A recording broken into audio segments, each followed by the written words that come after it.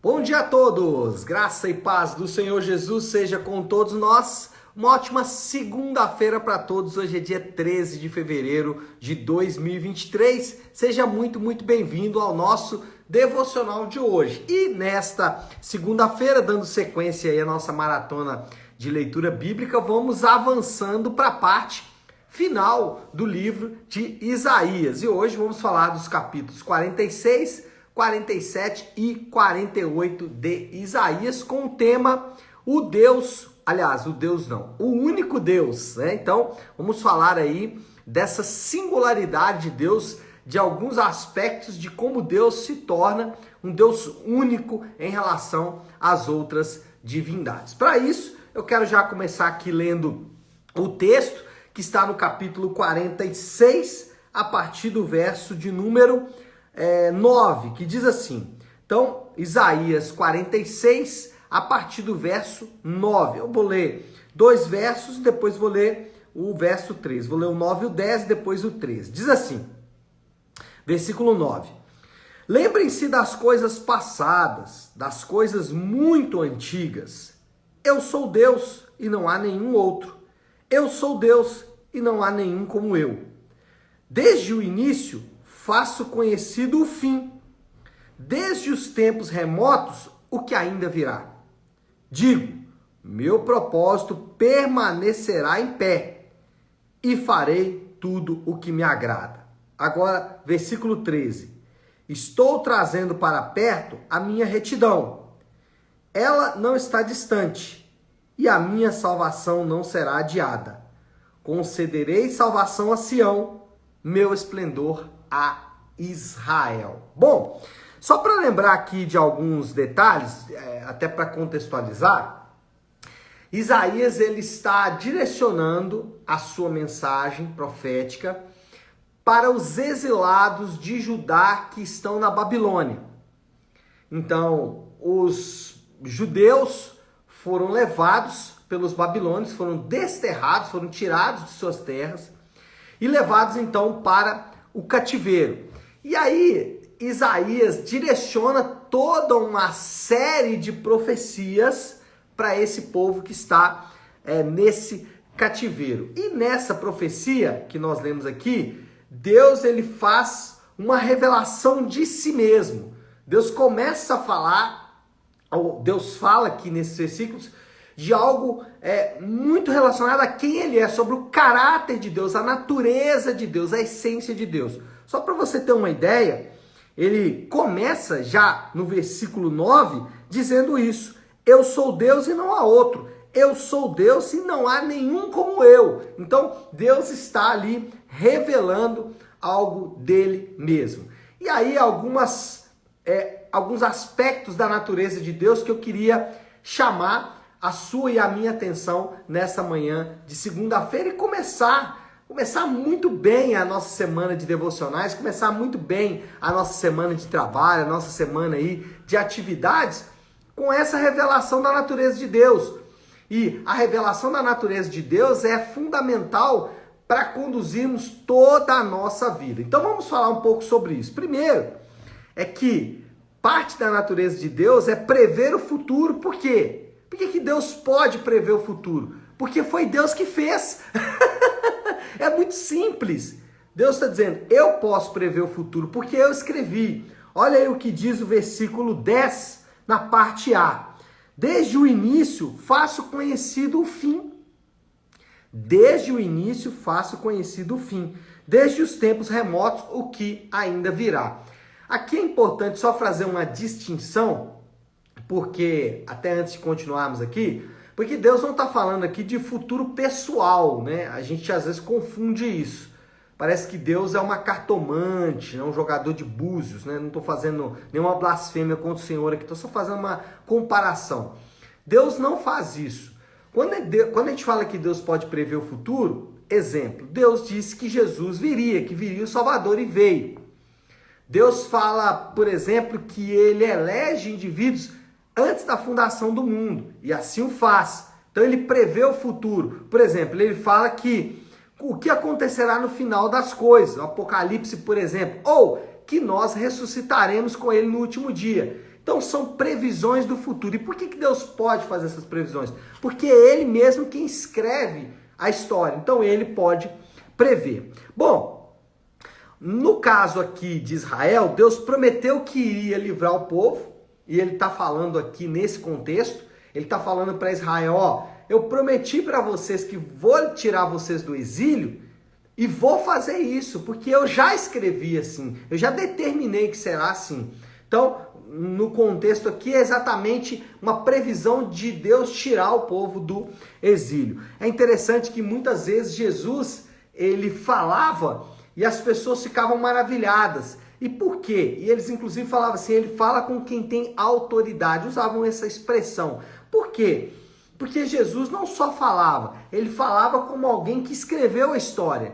Ele não só falava, ele falava como alguém que conhece profundamente as coisas. Então, quando Jesus falava da natureza humana, quando Jesus falava da natureza do pecado, da salvação, das curas, dos milagres, quando Jesus falava dessas coisas, ele não falava como alguém que presenciou essas coisas, não. Ele falava como alguém que presenciou porque ele escreveu.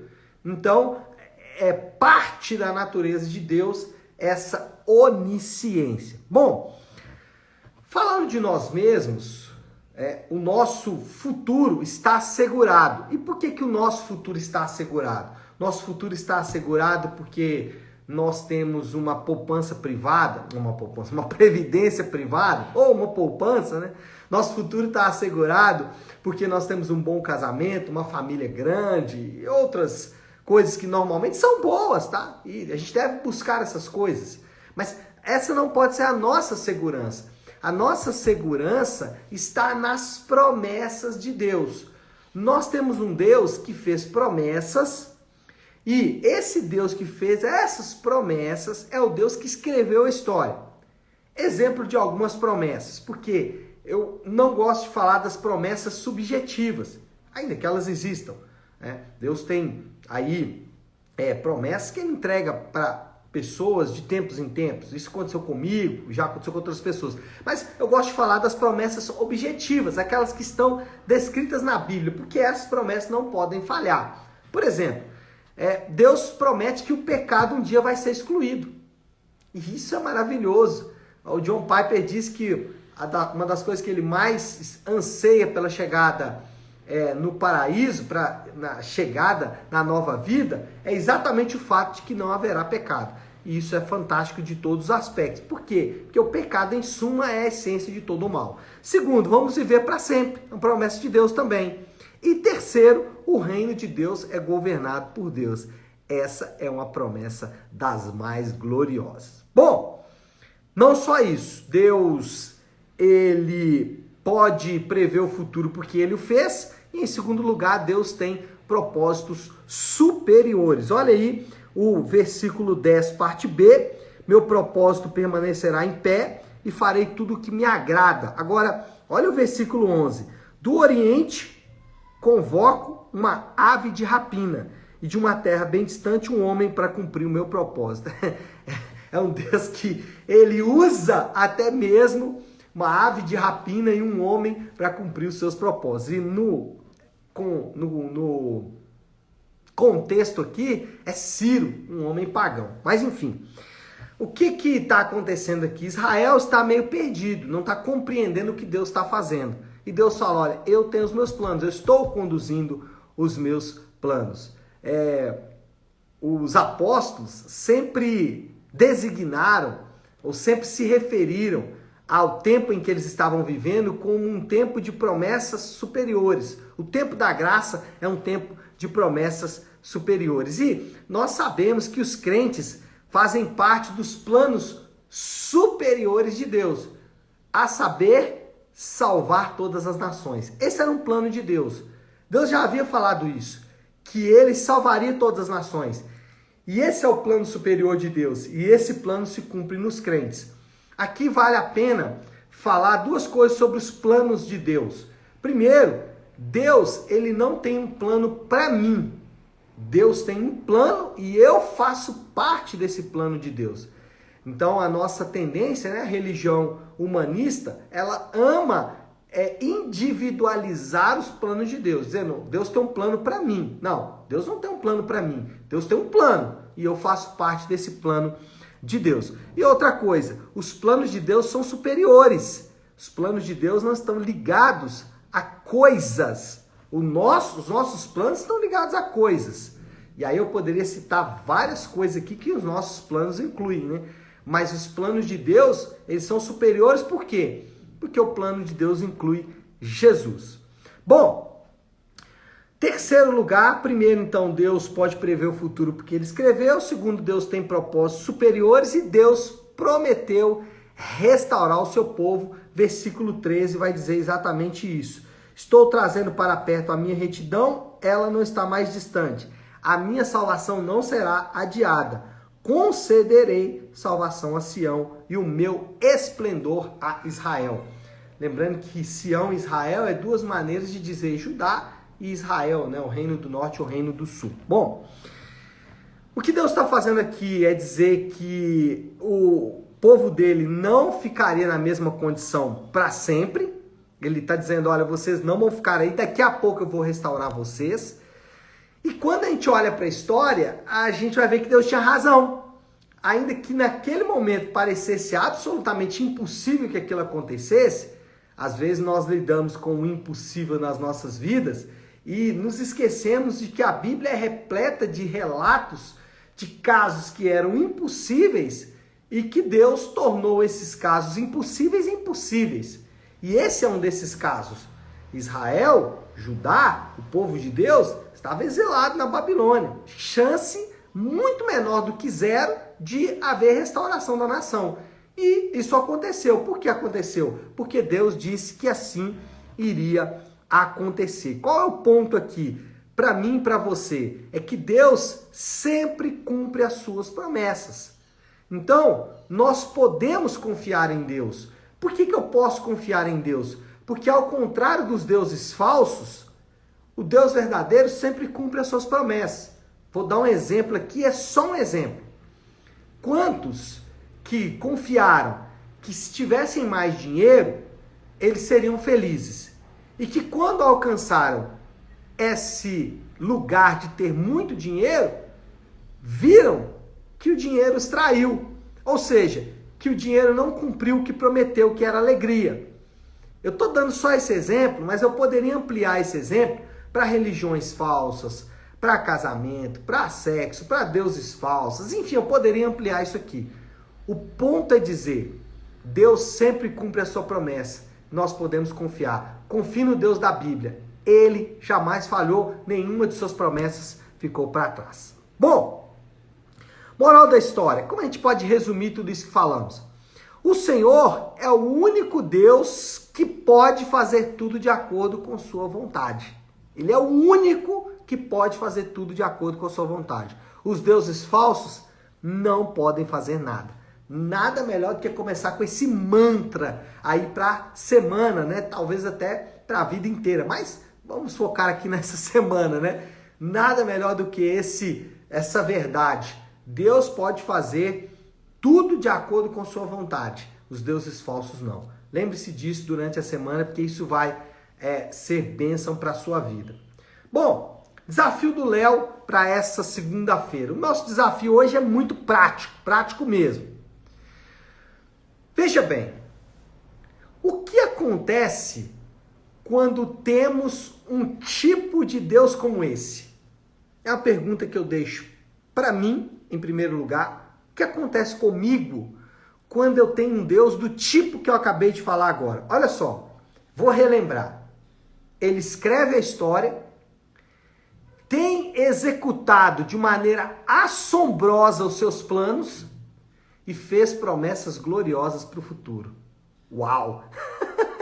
Um Deus que escreve a história, executa os seus planos de maneira assombrosa e fez promessas gloriosas para o futuro. Esse é o Deus da Bíblia. Esse é o Deus que se revelou aqui para o povo e que Isaías registrou. E esse é o Deus que nós servimos. A pergunta, o que acontece quando temos um tipo de Deus como esse? Bom, eu não sei você, mas eu fico absolutamente assombrado, e a única coisa que eu posso fazer é irromper em adoração e principalmente em confiança. Nada pode tirar a confiança de alguém que tem um Deus como esse. Nada pode abalar alguém que tem um Deus como esse. Nada pode desestruturar alguém que tem um Deus como esse. Nada pode cansar alguém que tem um Deus como esse. Eu espero que essa palavra possa falar ao seu coração e que nós possamos ser imensamente impactados por essa verdade. Bom, segunda-feira, como sempre fazemos, é dia de encerrarmos o devocional com a oração que o Senhor nos ensinou, com a oração do Pai Nosso. Então vamos fazer isso? Se você puder, pare um instante o que está fazendo e vamos juntos buscar a Deus em oração. Pai nosso que estás nos céus, santificado seja o teu nome. Venha o teu reino, seja feita a tua vontade, assim na terra como no céu. Dá-nos hoje o nosso pão de cada dia. Perdoa as nossas dívidas, assim como perdoamos aos nossos devedores. E não nos deixes cair em tentação, mas livra-nos do mal, porque teu é o reino, o poder e a glória para sempre. Amém. Amém, meu povo? Bom, então é isso. Nós vamos ficando por aqui. Antes, eu quero só dar um recado importante. Hoje, às 20 horas, na nossa Igreja Nave, nós vamos ter o Nave Talk. Nós vamos discutir um pouco da palavra que foi pregada ontem. E você é meu convidado muito especial para estarmos juntos a partir das 20 horas na nossa Igreja Nave. Tá bom? Deus te abençoe. Ótima segunda-feira para todos. Uma semana abençoada. Fiquem com Deus.